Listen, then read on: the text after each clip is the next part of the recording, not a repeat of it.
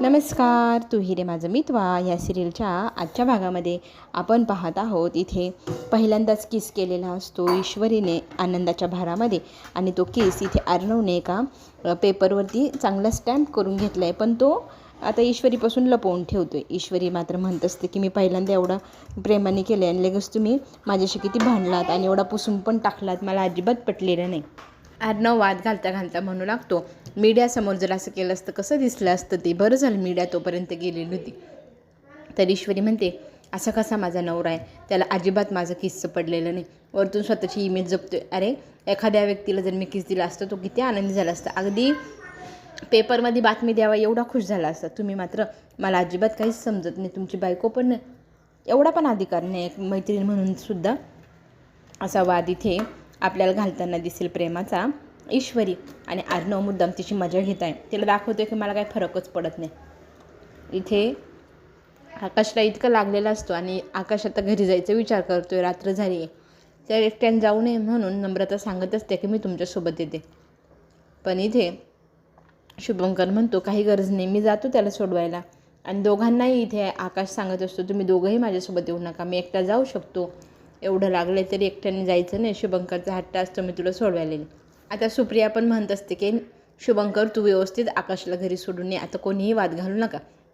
इथे आपल्याला कार्यक्रमाला जायचं नव्हतं, पण त्याला मुलांमुळे आणि त्या ईश्वरीमुळे आपल्याला त्या कार्यक्रमाला जावं लागलं. ह्या गोष्टीचा एकदम दुर्दैव असं वाटत असतं वल्लवीला. आणि मामा मात्र म्हणत असतात की फार मजा आली, एवढा मोठा इव्हेंट होता, आपल्या सात्विक फॅशनचा होता, त्याच्यामध्ये ईश्वरीच्या नावाने फॅब्रिक लॉन्च झाले, हे पण मला खूप आवडलं. ह्या गोष्टीवरती वल्लवी म्हणत असते तुम्हाला तुमच्या सुनेचं फार कौतुक आहे, पण मला अजिबात आवडलेलं नाही, त्या मुलीचं इतकं कौतुक माझ्यासमोर अजिबात करायचं नाही. मग इथे ना आपल्याला वाद घालताना मामा दिसतील की दरवेळेला त्या मुलीबाबत तू फारच वाईट विचार करते, तिच्याबाबत तू कधीच चांगले विचार का करत नाही, काय प्रॉब्लेम काय तुला त्या मुलीबद्दल. ती म्हणते मला आता ह्या विषयावर वादच घालायचं नाही, आणि असं म्हणून ती निघून जाते.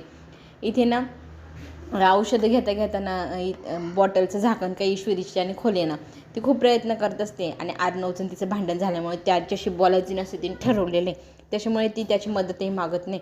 मग हे सगळं दुरूनच आपला अर्णव पाहत असतो आणि तिला म्हणू लागतो आण मी तुला देतो, तर ती नाही नाही म्हणत असते, तिच्या हातातनं जबरदस्ती खेचतो आणि त्या झाकणला खोलून ते औषध आता इथे ईश्वरीला तो पाजू लागतो. ईश्वरी बोलत नसते, फक्त खानाखुणा करून एवढं एवढं सांगत असते, आणि तसं ईश्वरीला गोळ्या औषधं अर्णव देत असतो. तिच्या गालावरती केस हवेमुळे येतात ते अलगद दूर करतो आणि तिला गोळ्या औषधं तो देऊ लागतो. आणि इथे तो तिला म्हणू लागतो की काय सारखी खानाखुणा करते, बोलायला काय प्रॉब्लेम आहे. मग ती म्हणू लागते की तुम्हीच तर सांगितलं होतं बोलायचं नाही, म्हणून तर मी बोलत नव्हते. मग पुन्हा त्या दोघांमध्ये वाद सुरू होतो. मी इतक्या पहिल्यांदा माझा एवढा महत्त्वाचा किस मी तुमच्या गालावर दिला आणि तुम्ही तो पुसून टाकला, मला फार वाईट वाटलं. पुन्हा तोच वाद. अर्णव मग तिला म्हणू लागतो की बस झाले यार, तू बोलत नव्हती तेच बरं होतं, बोलायला लागली की पटर पटर पटर तुझी गिरणी चालूच होऊन जाते, मला ना तुझ्याशी वादच घालायचं नाही. ईश्वरी म्हणते बघा आता मी एवढं महत्त्वाचं बोलते आणि तुम्ही म्हणताय की वाद, मी काय वाद घालते का तुमच्याशी, मलाही तुमच्याशी बोलायचं नाही, असं म्हणून मग ती हॉलमध्ये निघून जाते. आणि अर्णव डोक्याला हात लावून बसतो, बापरे किती बडबड करते ही मुलगी, पण हिला चिडवायला फार मजा येते मला. खरं तर अर्णवने ते किस आता एका फ्रेममध्ये फ्रेम करून ठेवले आणि ते कोणालाही दाखवणार नाही, तो अगदी ईश्वरीलाही.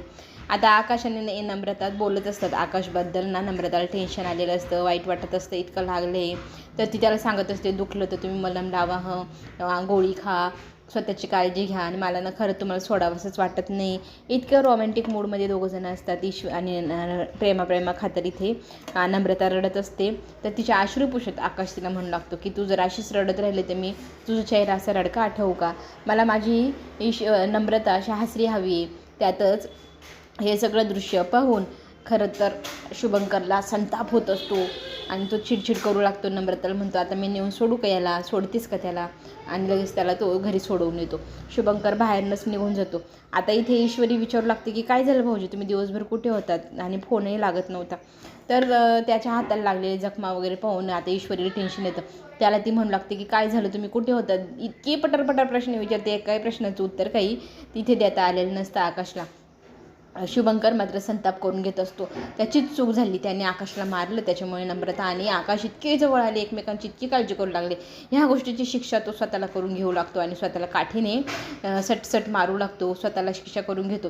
खरं तर हे मनोरुग्णाचे लक्षण आहे. आता हा एकतर्फी प्रेम करणारा आशिक काय डोक्याला ताप करून ठेवतोय सुप्रियाच्या, आणि हिच्याच नशिबी हे जावई कशी येतात डोके फिरू माती फिरू काय माहिती, एकतर्फी प्रेम करणारे. आता हा डेंजरस माणूस आहे हे लक्षात कधी कुणाच्या येणार आणि काय होणार हे पुढे आपल्याला नक्की पाहायला मिळेल. आता इथे काळजीपोटी ईश्वरी त्याला आकाशला रूममध्ये घेऊन येते आणि तिथे मग ती त्याला औषध मलमपट्टी करू लागते. आर्नव विचारू लागतो काय झाले. आता इथे तो म्हणतो की लागले जरा, एका माती फिरू व्यक्तीने रस्त्यात मला मारलं. आणि हे ऐकल्यानंतर ईश्वरी म्हणते माती फिरू तुम्हाला कोण सांगितलं, तर तो सांगतो शुभंकरनी सांगितलं की त्या माणसाने खूप जणांना मारलेलं आहे, तो तुला पण मारून गेला, त्याच्यामुळे पोलीस केस वगैरे काही केली नाही. पण आर्नव म्हणत असतो की तू ना अंगावर दुखणं काढू नको, चला आत्ताच्या आत्ता डॉक्टरकडे. नाही तर ह्या मूर्ख मुलीने बघ अंगावर दुखणं काढलं आणि हात गळ्यात टाकून घेतलाय. तर इथे ईश्वरी त्याच्याशी वाद घालू लागते, माझ्या चुकीमुळे झालं, मी केलं हे मुद्दाम केले. तिथे पुन्हा दोघांमध्ये वाद सुरू होतो आणि त्या दोघांच्या भांडणामध्ये आकाश आता डोक्याला हात लावून बसतो. मला मलमपट्टी करायला वहिनी आली होती पण स्वतःच भांडणं करत बसली आहे, आता डोक्याला हात लावून तो तिथून निघून जातो. हे दोघं नवरा बायको आपली आपली भांडतच असतात. दुसऱ्या दिवशी आपल्याला पाहायला मिळेल की इथे अर्णवचा सेक्रेटरी तो घेऊन आला आहे आर्किटेक्टला पाहून ईश्वरी प्रश्न विचारते की कशासाठी. तरी तो सांगतो की सोलापूरला माझं जे फार्म हाऊस आहे तिथे आपण वेकेशन हाऊस बनवायचे, तेही तुझ्यासाठी बनवतोय असं म्हटल्या हे सगळं कानावरती वल्लवीच्या पडतं. वल्लवी आता विचार करू लागते, सगळं पाहू लागते आणि इथे सगळ्या गोष्टीची ठरतात पण किती मटेरियल वापरायचं, कसं घर बनवायचं, सगळं आर्किटेक्टनी डिझाईन वगैरे पण दाखवलं. आणि घरामध्ये आर्नवने ही गोष्ट अजून कोणालाही सांगितलेली नाही, अगदी त्याच्या आजीला नाही की बहिणीला नाही.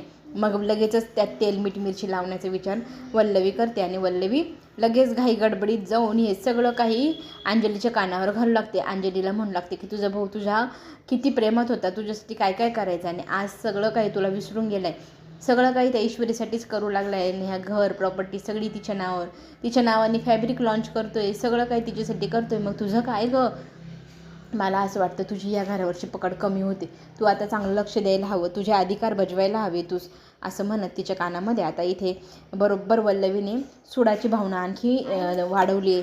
चला तर मग पुढे काय होणार पाहण्यासाठी आपण पुन्हा भेटू, तोपर्यंत छोटीशी विश्रांती.